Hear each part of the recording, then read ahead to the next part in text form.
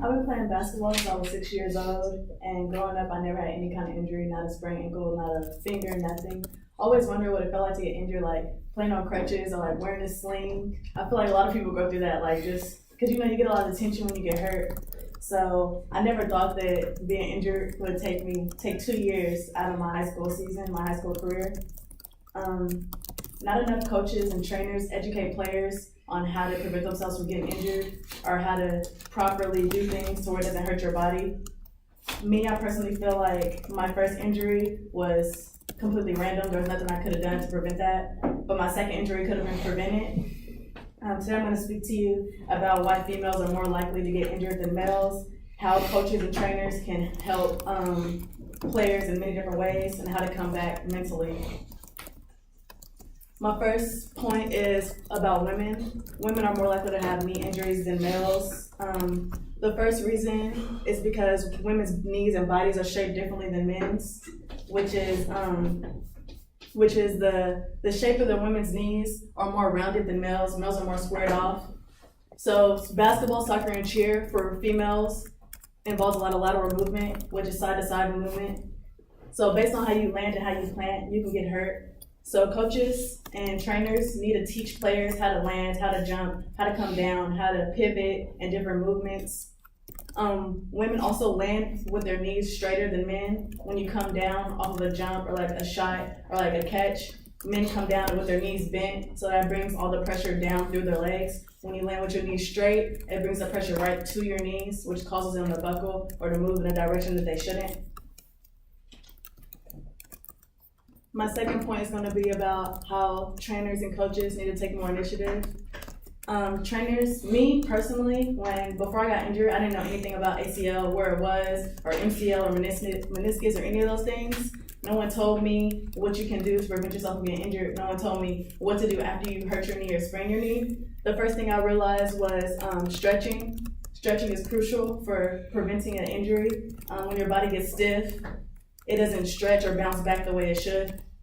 And you should always warm up before you stretch. You should never do stationary stretches without warming up. So like before practice, we always jog like down the court before we do like high knees, before we just stand and like touch your toes and stuff.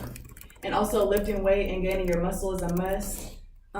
After I tore my first leg, I started depending on my stronger leg my freshman year. So all of my body weight was leaning on my stronger leg. So even when I walk or when I ran or when I squatted, my stronger leg was holding all of the weight. And that's why I tore my second ACL. So like I said before, no coaches or trainers ever told me that. I didn't know about that you would depend on your stronger leg. So basically when you're lifting weights, you would focus on your weaker leg. When you're doing squats, you make sure that you're squatting directly in the middle so both legs get the same weight. Like when you're doing leg press, I would just do one leg press with the weaker leg.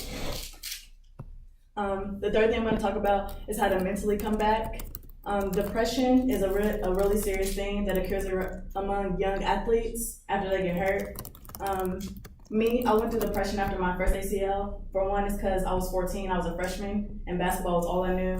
Big dreams, D1, all that. So I got hurt the last game of the season right before state. So I was really hurt. Physically, it wasn't as bad as I thought, but mentally, it was hard for me to overcome that. I felt like I didn't have anything or anyone to turn to. No one spoke to me about where I was mentally, and I didn't feel comfortable talking about depression with family or friends or anything. So I just kind of had to go through that on my own.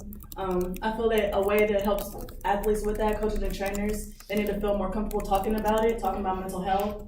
A coach or a trainer could have just came up to me asking how I've been, or friends, or calling me, reaching out, asking me where I'm at mentally. And coaches need to support the recovering athletes from getting over paranoia and fear. When I came back, I started playing scared. I started avoiding certain things that I remembered what happened when I first tore my ACL. So that was hard for me to get over. Also, I feel like coaches and trainers don't worry about injuries until after they happen. So a lot of times when I'm talking to people about my knees or how I'm stretching, how I'm lifting, what I'm doing, they don't understand why I'm doing certain things. Like in the weight room, people didn't understand why I was just using that one leg to lift. So I would explain to them exactly what it was, and those were things that people have never been taught. So Okay, so my first ACL, I feel like it was stronger for me coming back mentally because I was younger, didn't understand. But my second ACL, it was easier for me to come back because I knew a lot more than what I knew my first time. So I'm gonna leave you guys with a quote that my mom always told me. And I can use this quote for my mental and physical, however I feel. And the quote is, pain is your friend, so befriend him.